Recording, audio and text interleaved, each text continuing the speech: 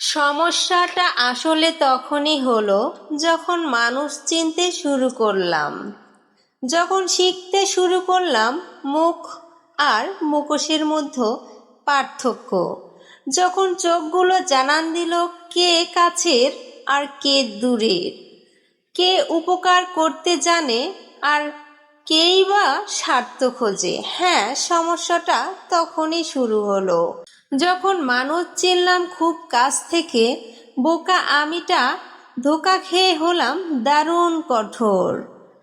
ঠিক তখনই চোখ থেকে সরে গেল আবেগের কালো পর্দাটা।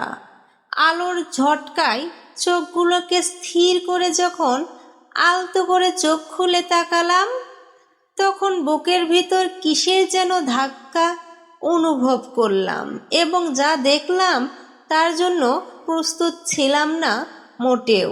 চেয়ে দেখি আমার আশেপাশে কেউ নেই, ধুধু মরুভূমির মধ্যে আমি একা ঠায় দাঁড়িয়ে। ভয় পেলাম খুব, দৌড় দিলাম নিজের সবটুকু শক্তি দিয়ে। কিছু দূরে যাওয়ার পরে দেখলাম একজন দাঁড়িয়ে, আর এরা তারাই ছিল যাদের আমি দূরে সরিয়ে দিয়েছি অন্য কারো মোহে পড়ে। বুঝলাম আমি ভুল ছিলাম। সব কিছু বুঝে এখন মনে হচ্ছে এই এক জীবনে মানুষের